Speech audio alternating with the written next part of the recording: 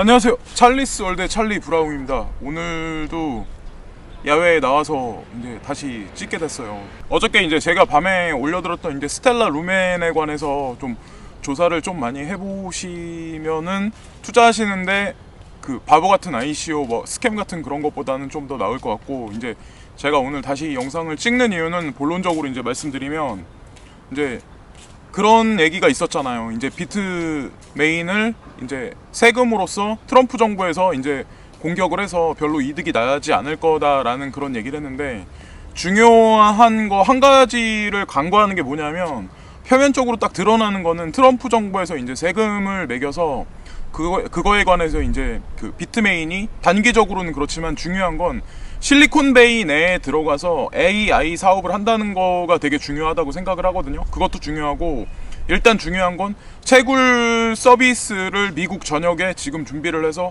계속해서 미국 달러를 계속 벌어들이고 있다는 거, 그것도 중요한 거고, 그 비트메인에 소프트뱅크가 관여를 안 했다고 이제 어느 정도 그때 예전에 이제 뉴스에서 말을 했었잖아요. 근데 중요한 건 그런 거에 대해서 직접적으로 개미들이 눈치를 채게 그렇게 투자 방향을 절대로 소프트뱅크 같은 데선 잡지 않는다는 거죠.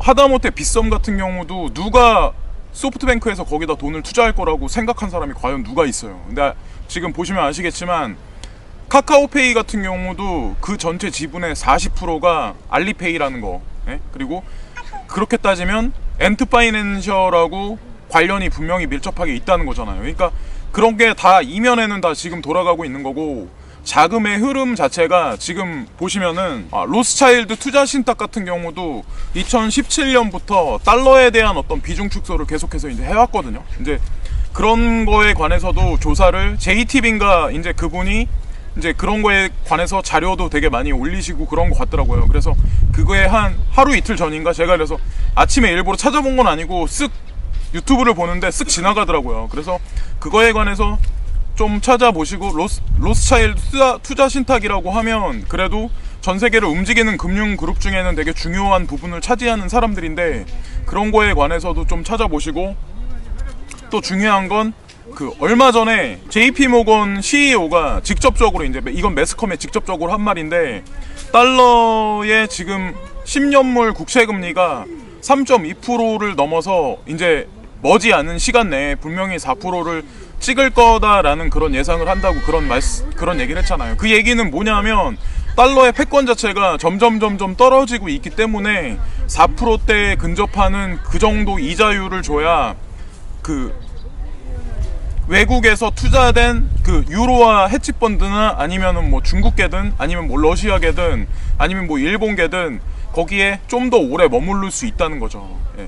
그거를 알아두시는 게 지금 시점에서는 패권의 방향을 잡는데 이건 지표로서 팩트인 거고, 제가 이제 내피셜이 아니라는 거에 관해서 경제에 관해서 좀 관심이 많으신 분들은 분명히 아실 거예요. 10년물 국채금리하고 3년물 국채금리하고 금리 차이가 없어요. 이거는 지금 달러가 제가 이제 개인적으로 바라보는 건 뭐냐면 2019년, 그러니까 올 연말 정도 되면 아마 지금 트럼프 행정부에서 금리 인상에 관해서 뭐 한다 뭐 어쩌저쩌고 하면서 전 세계에 지금 압박을 계속 가하고 있는 현재 상태잖아요. 근데 중요한 건 그거에 관해서 별로 전 세계 지금 어떤 그 자금의 흐름은 미동이 그렇게 많이 없는 상태인데, 오히려 지금 같은 경우는 중국과 그리고 G1과 G2인 중국과 미국의 주식이나 채권 시장 자체가 지금 흔들흔들 동시에 같이 거리고 있다는 거에 관해서 생각을 좀 많이 해야 되고, 제가 개인적으로 판단했을 때는 지금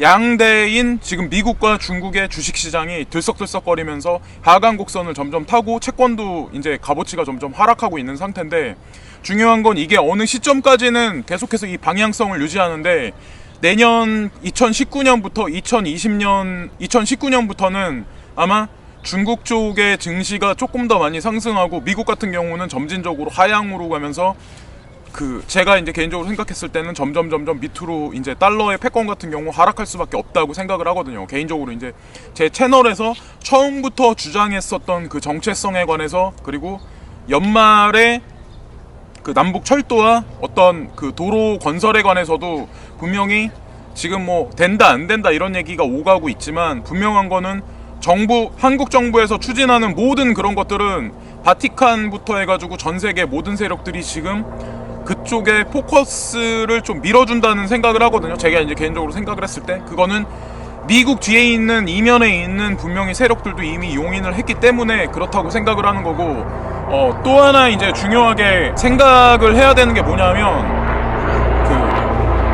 그 김영익 교수님이라고 있어요. 갑자기 막 비행기가 헬리콥터가 달려.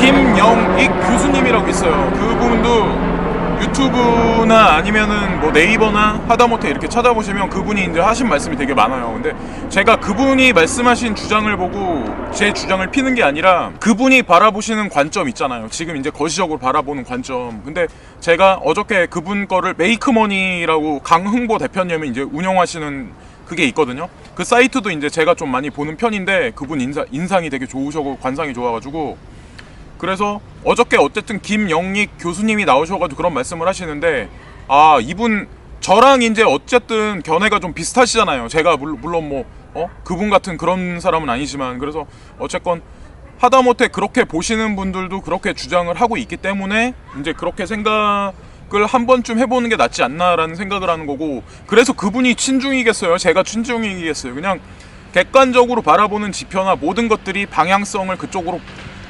방향이 지금 흘러가고 있다라는 거에 관해서 좀 알고 넘어가자, 그런 취지지, 무슨 뭐 친중이고 친미고 무슨 뭐 미국 코인이고 그런 게 어딨어요. 지금 코인 시장도 마찬가지로 그렇게 따지면 친중인 코인은 뭐 트론이든 네오든 아니면은 뭐 또 뭐 있어요, 중국 코인, 이오스든 뭐 이더든 뭐 비트코인 캐시든 바닥을 긁고 리플만 오르고 다른 건 다 떨어져요. 근데 지금 현재 상황이 그렇지 않잖아요. 전체가 올라가고 전체가 떨어져. 그 얘기는 그런 게 의미가 없다는 거예요. 무슨 뭐 국경이 어쩌느니, 뭐 디지털 국경이 어쩌느니, 그런 건 없어요. 그런 게 어딨어요. 이제 앞으로 점점 더 국가와 국가 간의 장벽이 지금보다 더 낮아지고, 사람과 사람의 이동이 지금보다 훨씬 빨라진단 말이에요. 지금보다 훨씬 더 빠른 교통수단하고 되게 편리하게 해외 직구도 지금보다 더 빨리 더 많은 양을 할 수 있단 말이에요. 앞으로는 지금 우리가 더 편하게 하듯이. 그렇게 따지면 국경이란 자체, 국가라는 개념 자체가 점점점 희소된단 말이에요. 그런 게 사라지고 있단 말이에요. 지금 알고 보면.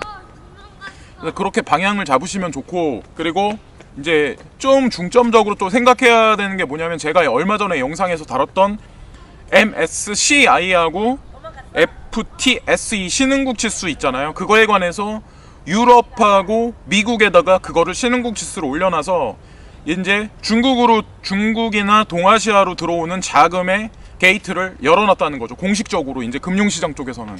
그거에 관해서 좀 포커스를 많이 맞추고 조사를 해보지도 않은 상태에서 그냥 무조건 이건 아니다라고 말하시는 거는 조금 오판이 좀 많은 것 같고, 조금 논리적이지 않은 것 같아요. 저는 이제 어디까지나 이런 뉴스나 제가 이제 코인 투자를 하건 아니면 뭘 이렇게 바라보건 뭐 부동산을 바라보건 이런 관점 자체가 조사를 되게 많이 하거든요. 그리고 언제나 감성보다는 이성에 있어서 그렇게 움직이려고 노력을 하는 편이에요. 원래 태어날 때부터 그런 피가 좀 많은 편이고, 그래서 어쨌든 중요한 거는 주식시장에서 금융 용어로 MSCI랑 FTSC가 있는데, 그거에 관해서 찾아보시면 이게 지금 어떻게 지금 전 세계가 판도가 지금 돌아가고 있구나. 근데 매스컴에서는 물론 된다 안 된다, 뭐 미국 중국이 망하네 이런 얘기를 분명히 하죠. 근데 중요한 건 세력은 그런 거를 일반 개인들한테 눈치채게 절대로 냅두지 않는다는 거죠. 오히려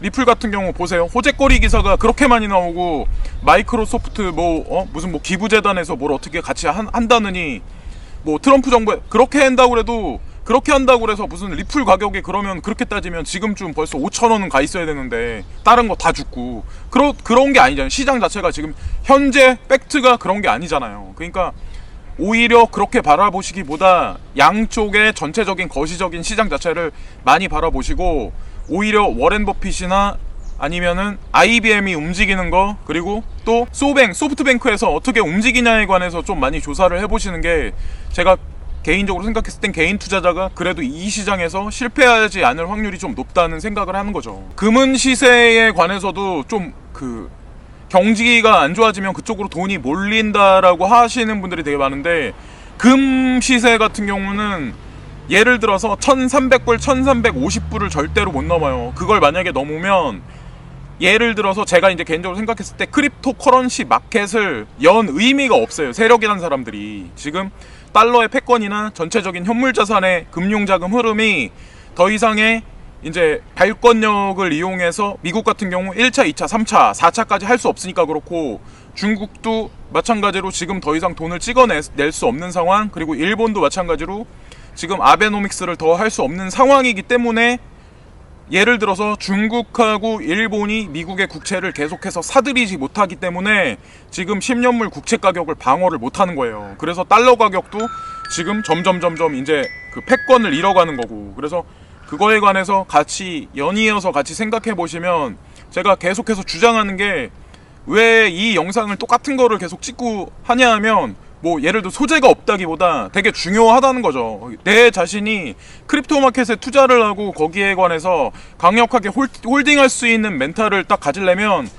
이런 현실적인 어떤 지금 현실적인 피아트 머니가 어떻게 돌아가고, 예를 들어서 금값이 여기서 1300불, 1400불을 뚫고 올라가잖아요. 그러면은 비트코인 시장 그리고 크립토 마켓을 연 세력의 소뱅이나, 예를 들어서 직접적으로 관련 있는 소프트뱅크 마찬가지, IBM이든 거기에 뭐 골드만삭스가 껴있든 아니면 로스차일드 가문이 껴있든, 그 사람들이 진정으로 추구하는 게 금값이 오르면 지금 현재 크립토 마켓을 운영하는 의미가 없어요. 뭐하러, 그러면 그렇게 따지면 페이스북의 저커버그가 내년에 이제 상반기에 오큘러스 퀘스트를 출시하는데 그 의미가 뭐가 있겠어요. 그 안에서 분명히 크립토 커런시를 레디 플레이언, 그러니까 스티븐 스필버그 감독이 영화를 만들었던 그런 상황이 분명히 그렇게 많이 멀지 않은 시간에 분명히 도래할 거예요. 그러니까 이커머스하고 종합적으로 이렇게 움직여가지고 그렇게 보시면 되고, 어쨌든 중요한 건 시장에 접근해서 바라보실 때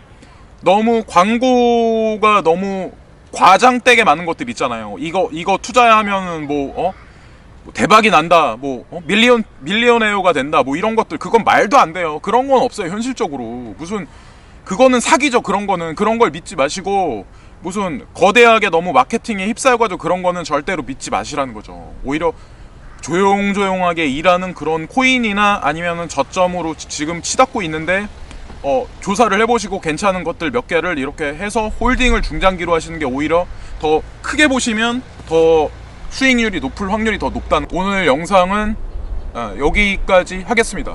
감사합니다.